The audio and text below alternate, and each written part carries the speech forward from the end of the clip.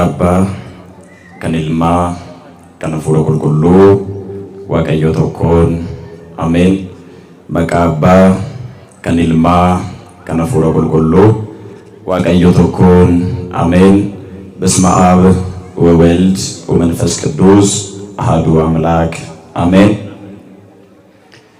ከበጀሞ አባ ኬኛ መጋቤ ሰናያት ሉበ ጋሻው ቡልቻ መነ ክርስቲያና ከና ከበጀሞ በርሲሳ ኬኛ አቃቤ ሃይማኖት በርሲሳ ኃይለ ሚካኤል ታደሳ አቦቲንኮ ሉቦኒ ኦቦሌወንኮ ዲያቆኖኒ Guyyaa 48 cuuphamtanii aangoo mucummaa Sillaasee kan argattan obboleewwan koo obboleettiin koo hundumti keessan maqaa Gooftaa fi Fayyisaa keenya Iyyesuus Kiristoosiin nagaan isin gaafadhaa. Akkam ooltanii hin dadhabdanii sagalee keessaniin nagaamu. Akkam ooltanii akkam turtanii akkamiin yoo nageessan. Galateeffamuun amala waaqummaa isaa kan ta'e addunyaa ija keenyaan ilaallu kana bakka hin jirre irraa gara jiruutti fidee kan uume jiraataa fi jiraachisaan Waaqayyo Gooftaan keenya hunda keenya nu gargaaree hunda keenya nu jajjabeessee akka badii fi cubbuu keenyatti osoo nutti hin lakkaa'in umrii nuuf dabalee dhiifama nuuf taasisee guyyaa kanaan kan nu ga'e Waaqayyo Abbaan keenya, Waaqayyo Gooftaan keenya, Waaqayyo Fayyisaan keenya maqaan isaa baraa hanga bara baraatti kan kabajamee fi kan ulfaate nuuf haa ta'u. Lif jedhaatii Waaqayyo galateeffadhaa. Ilma Waaqayyoo deessee haadha Waaqayyoo kan taate haadha hunda keenyaa kan taate Dubree Qulqulleettii Maaramiin kadhannaanii fi eebbi ishee akkasumas jaalalli ishee nu wajjinii jira waan ta'eef maqaan haadha keenyaa kan kabajamee fi kan ulfaate nuuf haa ta'u. Akkuma kitaabni qulqulluun nu barsiisutti ulfina kan ta'uuf ulfina kennaa jedhamee waan barreeffameef ergamootaaf tolootaaf wareegamtootaa fi qulqulloota hundaaf Waaqayyo Gooftaan akkuma isaan kabajetti maqaa fi yaadannoon isaanii baraa hanga bara baraatti kan kabajamee fi kan ulfaate nuuf haa ta'u. Galanni ulfinni Waaqayyoodhaaf haa ta'u. Lil jedhaa Waaqayyo galateeffadhaa. Baga geessan. Ameen jedhaa. Mee harka dhiisaatii ameenuma jedha. Baga geessan. Baga geessan. Guyyaa kanaan kan nu ga'e Waaqayyoodha. Guyyaa kana kan nuuf kenne Waaqayyoodha. Namni kamiyyuu aangoo isaatiin har'a hin geenye, beekumsa isaatiin har'a hin geenye, qarshii fi maallaqa isaatiin har'a hin geenye, qabeenya qabuun abdatee har'a hin geenye. Hunda keenya nu gargaaree hunda keenya nu jajjabeessee addunyaa badii fi cubbuun itti baay'ate sana keessaa adda nu baasee garbummaa seexanaa keessaa bilisa nu baasee sagalee isaa isa jiraataa ta'e kana akka dhaggeeffannu amantaadhaan tasgabbiidhaan akka barannu erga baranne booda immoo isa baranne kanaan qalbii keenya jijjiirannee gaabbii gallee fooniif dhiiga Iyyesuus Kiristoos fudhannee mootummaa isaa dhaaluu akka dandeenyu hunda keenya nu gargaaree yeroo kana kan nuuf kenne Waaqayyoodha waan ta'eef sirriitti galata galchaa Waaqayyoodhaaf. Ilil jedhaatii Waaqayyo galateeffadhaa. Akka mana kiristaanaa keenyatti guyyaa har'aa noolaawii jedhameet beekama. Tiksee jenneet ni kabajna. Gooftaan keenya Fayyisaan keenya Iyyesuus Kiristoos wangeela qulqulluu Yohaannis boqonnaa 10:11 irratti tiksee gaariin ana jechuudhaan akkuma dubbate kitaabuma kanarratti hundaa'uudhaan sagaleen amma dubbadhe kana mata duree godhanneet sagalee Waaqayyoo ni baranna. Waaqayyo gooftaan keenya hunda keenya wajjiniin yaa ta'u. Ameen jedha. Sagalee Waaqayyoo yeroo dhaggeeffattan amantaadhaan dhaggeeffadhaa. Amantaadhaan baradhaa. Qulqullichi Phaawulos akkuma nu barsiise Ibroota boqonnaa 4:2 irratti sagalee dhaga'an sana amantaadhaan waan hin baranneef ittiin hin fayyadamne jedheera.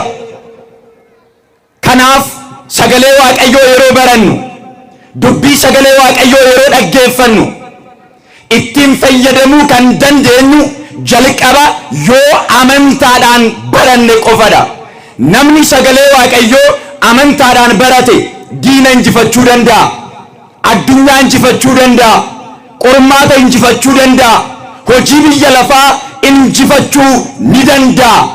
Garuu namni amantaadhaan hin baranne, namni laphee qulqulluudhaan hin dhaggeeffanne ittiin fayyadamuu hin danda'u. Kanaaf saba Waaqayyoo sagalee Waaqayyoo isa jiraataa ta'e kana laphee qulqulluudhaan, tasgabbiidhaan, oomsaan, amantaadhaan barannee ittiin fayyadamuu akka dandeenyu hafuurri qulqulluun hunda keenya nu haa gargaaru. Tiksee gaariin ana jedhe Kiristoos. Akkuma hundi keessan beektan wangeelota kitaabota wangeelaa arfan keessaa tokko wangeela maqaa qulqulluu Yohannisiitiin kan moggaafame wangeela qulqulluu Yohannisidha. Yohannis duuka bu'aa Iyesuus Kiristoos kan ture, kitaaba qulqulluu keessattis kitaabota 5 qaba.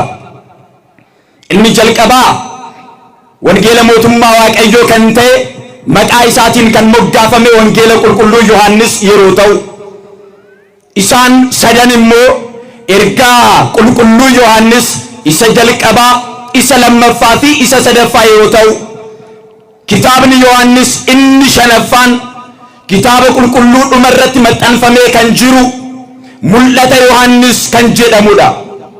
Kitaabota 5 kana kan barreesse qulqulluu Yohannisidha. Eenyutu barreesse? Na dhaggeeffachaa jirtu? Qulqulluu Yohannisitu barreesse. Qulqulluun Yohannis duuka bu'oota hunda keessaa adda ba'ee hanga qaraaniyootti Kiristoos duuka kan ture,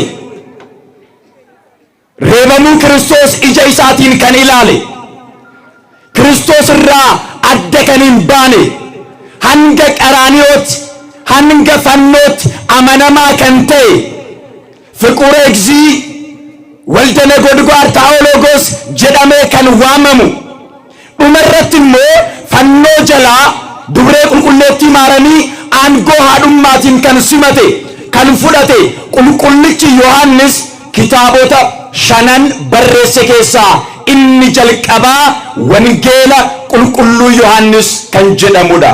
Eebbi qulqullichaa hunda keenya wajjiniin haa ta'u. Ameen jedha. Wangeela kanarratti maal jedhee? Gooftaa fi fayyisaan keenya Iyesuus Kiristoos hunda keenya fayyisuudhaaf, hubadhaa saba Waaqayyoo, bu'uurri jireenyaa kan jiru bakka kanatti. Kiristoos nama kan ta'e namoota harka seexanaa keessaa bilisa baasuudhaaf, jireenya bara baraa nuuf kennuudhaaf, mootummaa isaa nu dhaalchisuudhaaf, kabaja dhabne sana, ulfina dhabne sana mana Waaqayyoo keessaa godaannee turre, garuu gara mana Waaqayyootti akka deebinu, aangoo mucummaa dhabnee turre gara aangoo mucummaatti akka deebinu, ijoollee Waaqayyoo akka taanu, saba Waaqayyoo akka taanu, akka bilisa baanu hunda keenya nu fayyisuudhaaf Iyesuus Kiristoos nama ta'eet mul'ate. Maal ta'ee mul'ate? Maal ta'eet mul'ate? Ta'uu fi fakkaachuun garaagarummaa qaba.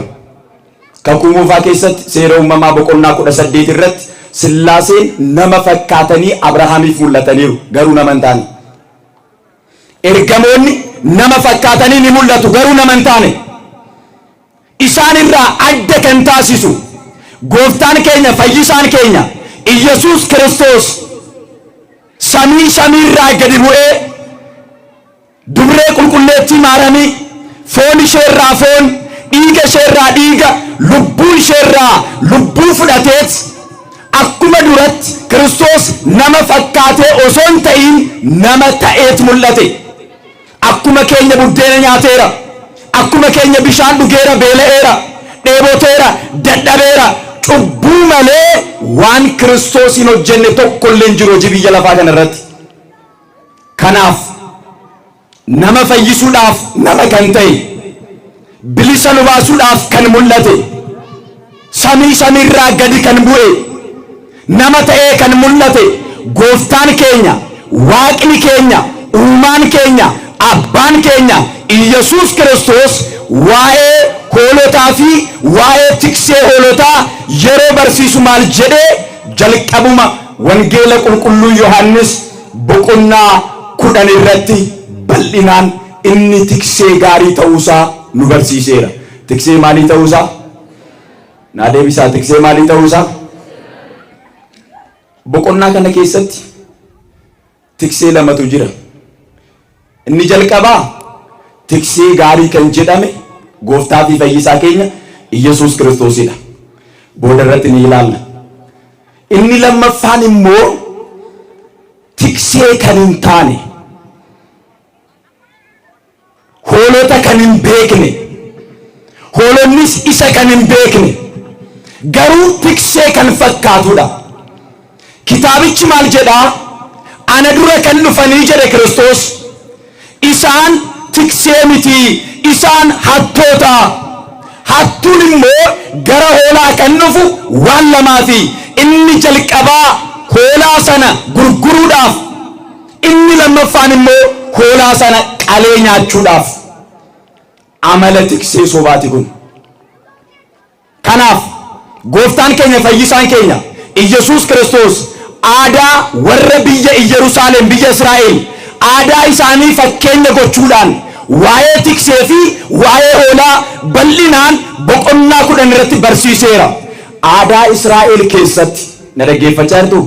Aadaa Israa'el keessatti tikseen fuuldura deema, hoolonni immoo duuba deemu. Akka keenyaa miti, aadaan isaanii gargari. Tikseen fuuldura deema, hoolonni immoo duuka bu'u. Hoolonni sun sagalee tiksee isaanii beeku. Tikseen sun tiksee dhugaa yoo ta'e, tiksee gaarii yoo ta'e, tiksee amanamaa yoo ta'e, kan isaanii yoo ta'e sagalee isaa waan beekaniif duuka deemu. Garuu tikseen sun tiksee kan fakkaatu malee tiksee akka hin taane yoo beekan, hoolonni sun sagalee isaa gargar baasaniit duukan deemanii jedhe. Amalli tiksee isa sanaa inni jalqabaa hatuudha, inni lammaffaa immoo qaluudha. Hattuun hatuudhaaf dhufti jedhe Kiristoos. Hattuun maaliif dhufti? Hattuun maaliif dhufti? Hatuudhaa fi qaluudhaaf dhufti. Kanaaf hoolonni immoo tiksee kana adda baasanii beekuu jedhe. Har'a saba Waaqayyoo tiksee kan jedhame gooftaa keenya, fayyisaa keenya Iyesuus Kiristoosidha. Garuu Kiristoos tiksee keenya akka ta'e, Kiristoos fayyisaa keenya akka ta'e, Kiristoos abbaa keenya akka ta'e beekuudhaaf jalqaba sagalee isa dhugaa sana addaan baasuun barbaachisaadha. Maaliif namoonni baay'een har'a tiksee fakkaatu, garuu tiksee miti. Namoonni baay'een har'a tiksee fakkaatu, garuu hoolota ni hatu, hoolota ni gurguru, qalanii nyaatu. Kiristoos garuu isaanirraa adda. Adda Kiristoos. Tikseen biyya lafaa hoolaa isaa erga eeggatee booda, erga tiksee booda qaleeti nyaataa.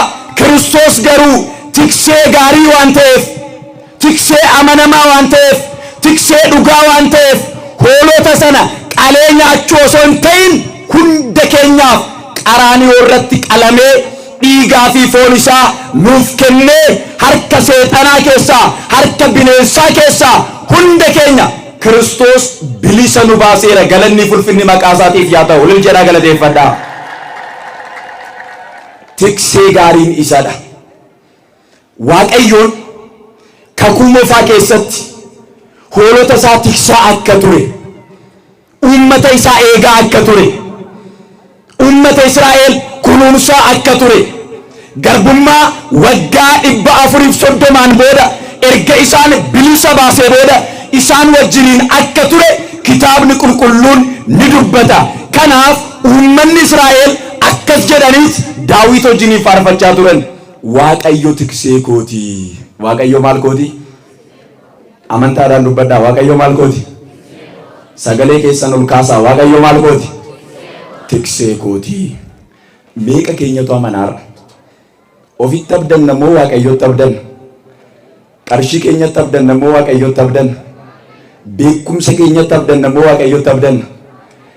Warri Waaqayyotti abdanna jettan immoo Waaqayyo tiksee kooti jedhaatii amanaa. Faarsaa Daawit faaruu 22 lakkoofsa 1 irratti Daawit yeroo faaruudhaan Waaqayyo galateeffatu, yeroo Waaqayyoodhaaf faarfatu maal jedhee? Waaqayyo tiksee kooti, kan na sodaachisu eenyudha jedhe.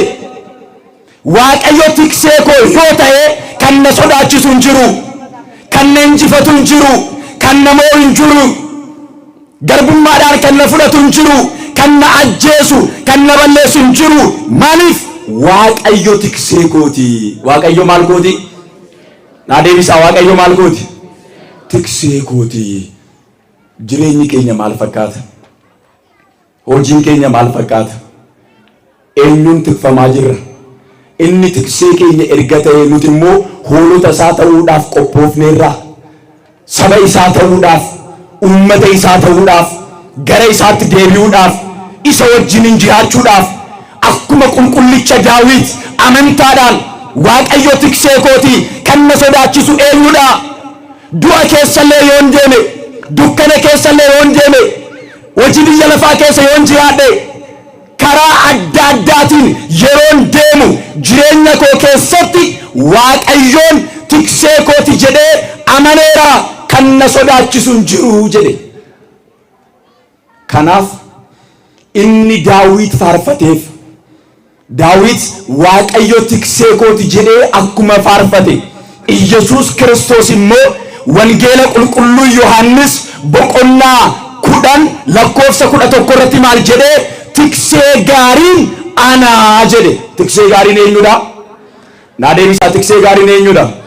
Ana erga jedhee qaamni biraan jiru jechuudha.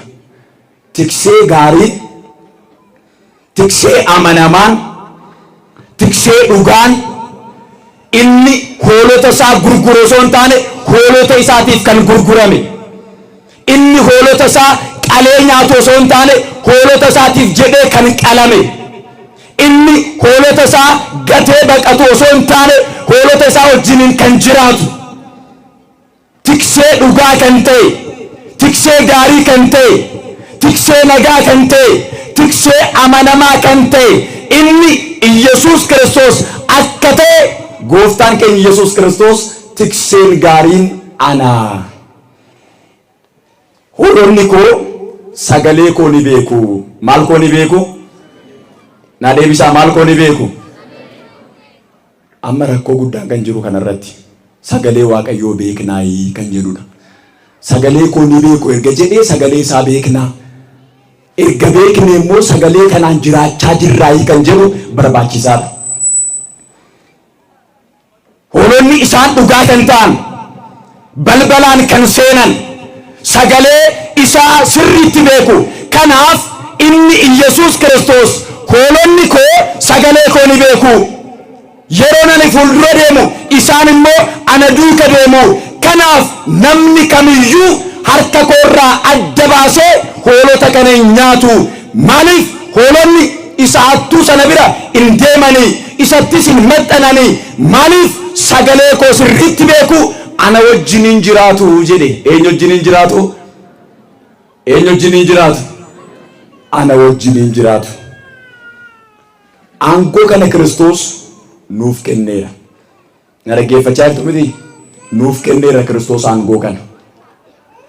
Aangoon kun hoolota Waaqayyoo eeguudha.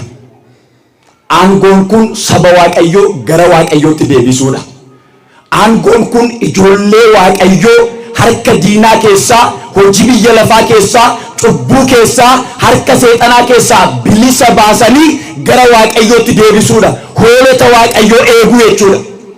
Wangeela qulqulluu Yohaannis boqonnaa 21 irratti gooftaa fi fayyisaan keenya Iyesuus Kiristoos Phexrosiif akkuma aangoo kenne, hoolota koo eegi jedhee akkuma aangoo kenneef, namni amanamummaadhaan, namni sirriitti hoolota waaqayyoo eege dhumarratti badhaasa guddaa qaba. Namni garuu hoolota waaqayyootiif hin amanamne, inni hoolota waaqayyoo dabarsee gurguru waaqayyoo wajjin miti. Har'a hoolonni waaqayyoo hedduun bineensota shakkitootaatiin nyaatamaa jiru. Mana waaqayyoo keessaa adda ba'aniiru. Tiksee dhugaa kan ta'e, tiksee gaarii kan ta'e, fayyisaa addunyaa kan ta'e, gooftaa kan ta'e Iyesuus Kiristoos irraa gargar ba'anii, baqatanii, godaananii nyaatamaniiru. Nuti maal eegaa jirra? Mee maal hojjechaa jirra? Maal fakkaata barumsi keenya? Maal fakkaata hojiin keenya? Maal fakkaata tajaajilli keenya? Dhuguma dhugaatti Iyesuus Kiristoos akkuma aangoo nuuf kenne hoolota waaqayyoo eegaa jirraa kan jedhu gaaffii hunda keenyaati. Hoolota waaqayyoo kan jedhaman ijoollee waaqayyooti. Ijoollee eenyuti? Naa deebisaa, ijoollee eenyuti? Ijoollee waaqayyooti. Namni Iyesuus Kiristoos duuka bu'ee Kiristoos irraa aangoo kana fudhate hoolota waaqayyoo sassaabee ni barsiisa. Imaanaa isaa ni baafata. Namni hin barsiisne garuu imaanaa fudhate sana, makliita fudhate sana namni qotee awwaale garuu dhumarratti itti gaafatama saba waaqayyoo. Raajii Hisqeel boqonnaa 3 irratti waaqayyoon yeroo dubbatu akkas jedhe, hoolonni koo gara cubbuu yeroo deeman waan hin deebisneef, hoolota koo waan hin tiksineef, waan hin eegneef dhiiga hoolota koo harka keerraan barbaadaa jedha waaqayyoon. Dhiiga hoolota meeqatu harka keenya irra jira? Kanaaf hojii hojjechuutu nurraa eegama. Sabni waaqayyoo sagalee waaqayyoo akka baratan, ijoolleen waaqayyoo, hoolonni waaqayyoo sagalee tiksee isaanii akka beekan, erga beekanii booda gara isaa akka dhufan. Kiristoos yeroo dubbatu maal jedhe? Hoolonni koo sagalee koo ni beeku jedhe. Maal koo ni beeku? Sagalee koo ni beeku. Beekuu qofa miti, erga beekanii booda ana duuka deemuu jedhe. Amma nuti Kiristoos duuka deemaa jirraayi. Sagalee isaa beekuun ishin beeknu jenne isarraa gargar baane akkamittiin jiraanna saba waaqayyoo? Kanaaf nurraa kan eegamu inni jalqabaa sagalee abbaa keenyaa beekuudha. Sagalee eenyu beekuudha? Sagalee abbaa keenyaa. Kana ta'uu baannaan jedheen, kana ta'uu baannaan jireenya bara baraa argachuun hin danda'amu. Mootummaa waaqayyoo dhaaluun hin danda'amu. Bara baraan jiraachuun hin danda'amu. Gara waaqayyootti deebi'uun hin danda'amu. Kanaaf gara waaqayyootti deebi'uudhaaf, mootummaa waaqayyoo dhaaluudhaaf, jireenya bara baraa argachuudhaaf jalqaba sagalee tiksee keenyaa beekuu qabna. Sagaleen mana kiristaanaa maal fakkaata?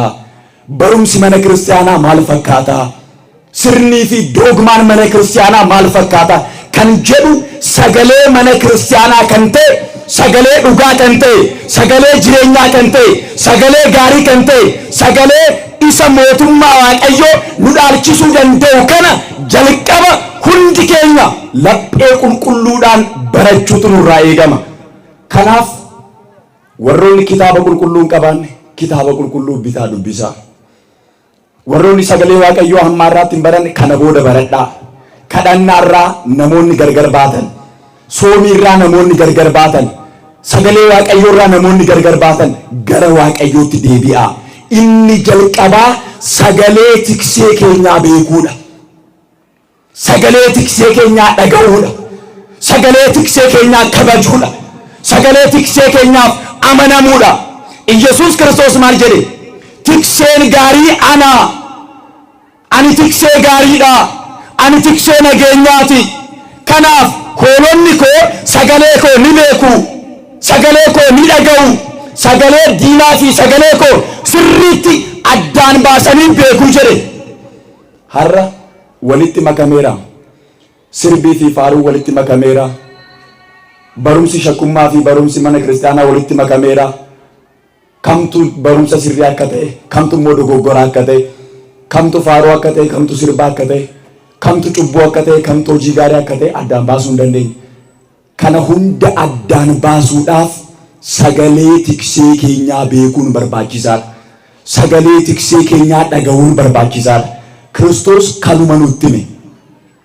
Dhageenyi baranne sana booda maaltu nurraa eegama? Sagalee sanaaf abboomamnee abbaa sagalee sanaa duuka deemu, duuka bu'aa isaa ta'u, isa wajjiniin jiraachuu.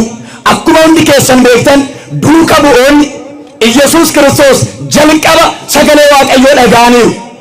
Sagalee Gooftaa Yesuus koottaa na duuka deemaa, kana booda isin qurxummii kiyyeessoo osoo hin taane namoota gara Waaqayyootti kan deebistan, isin kana booda hojii biyya lafaa osoo hin ta'in hojii Waaqayyoo akka hojjettan ani isin waameera. Koottaati na duuka deemaa, ana wajjiniin jiraadhaa jedhee Waaqayyoon akkuma waame waamicha Waaqayyoodhaaf tole jedhanii sagalee tiksee isaanii dhaga'anii gara Waaqayyootti deebi'anii duuka bu'oota Kiristoos jedhamaniiru. Duuka bu'oota eenyu jedhamaniiru? Duuka bu'oota Kiristoos. Jalqaba dhaga'uudha, sana booda duuka bu'aasaa ta'u. Isaan sagalee isaa dhaga'aniiru, waamicha isaa dhaga'aniiru, gara Kiristoositti deebi'aniiru. Inni tiksee gaariidha, inni tiksee amanamaadha. Kiristoosiin dura kan dhufan isaan sobdoota, kana boodas kan dhufan isaan sobdoota. Garuu tiksee gaarii, tiksee amanamaan, tiksee dhugaan isadha jedhanii Iyesuus Kiristoos duuka deemanii hangafannootti Kiristoosiif amanamaniiru. Nuti amma yoomitti amanamuudhaaf qophoofnee jirra saba Waaqayyoo?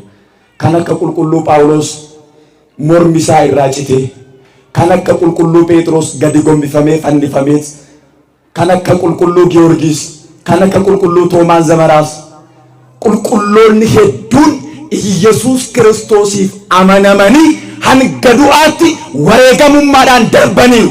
Kanaaf hunda keenyarraa kan eegamu jalqaba sagalee tiksee keenyaa dhaga'uu, isaaf amanamuu, isaaf abboomamuu, itti aansinee immoo tiksee keenya duuka deemu. Eenyu duuka deemu? Na dhaggeeffachaa jirtu? Tiksee keenya duuka deemu, isa wajjiniin jiraachuudhaaf. Maaliif jennaan isa malee jireenyi hin jiru. Sirriitti na dhaggeeffadhaa. Isa malee jireenyi hin jiru. Isa malee tasgabbiin hin jiru. Isa malee nageenyi hin jiru. Isa malee boqonnaan bara baraa hin jiru. Kanaaf boqonnaa bara baraa argachuudhaaf, jireenya bara baraa argachuudhaaf, erga duunee booda, foon keenyas erga awwaalamee booda, lubbuu keenyaan mootummaa Waaqayyoo keessatti bara baraan jiraachuudhaaf jalqaba sagalee tiksee keenyaa beekuutu nurraa eegama. Erga beeknee booda isatti amannee, isa duuka deemnee, isa wajjiniin jiraachuudha. Isarraa adda ba'uun hin barbaachisu. Mana isaa keessaa godaanuun hin barbaachisu. Isa ganuun, isa shakkuun hin barbaachisu. Maaliif? Isa malee jireenyi waan hin jirreef. Kanaaf Kiristoos maal jedhe? Anaan dura kan dhufan isaan sobdoota. Dhuguma immoo ani Kiristoosidha jedhanii kanaan dura dhufanii turani, garuu hin taaneef.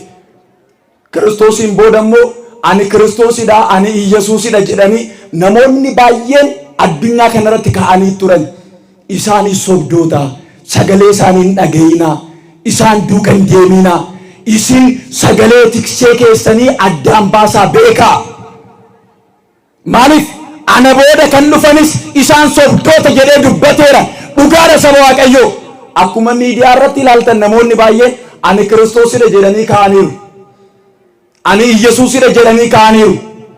Jalqaba adiirraa Yerusaalemitti dhaladhee garuu warra gurraacha ta'an, warra Afrikaa gammachiisuudhaafan asitti dhaladhe jedhanii sobdoonnii fi shakkitoonni hedduun hattuu kan ta'an hoolota Waaqayyoo qaluudhaaf, hoolota Waaqayyoo gurguruudhaaf, hoolota waaqayyoo hatuudhaaf namoonni baay'een ka'aa jiru.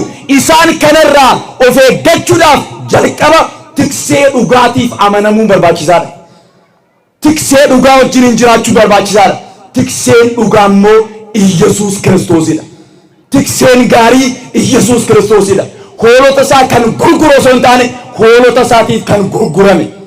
Hoolota isaa qalee kan nyaatu osoo hin taane hoolota isaatiif qaraanii irratti qalamee foon isaa kan nuuf kenne.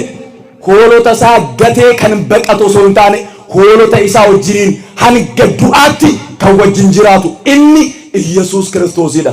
Erga du'ee booda hoolota isaatiif jedhee erga du'ee booda du'a injifatee hoolota isaa harka diinaa keessaa, harka shakkitootaa keessaa, harka addunyaa keessaa garbummaa waggaa 5,500 keessaa Kiristoos bilisa nu baaseera. Kanaaf bilisummaa kanaan jiraadhaa. Maaliin jiraadhaan isin jedhe? Dubbadhaa maaliin jiraadhaa? Bilisummaa kanaan jiraadhaa. Amantaan keenya bilisummaadha. Jireenyi keenya bilisummaadha. Waaqayyoonis bilisummaan nu jiraachisaa jira. Maaliif garbummaa seexanaatti deebina?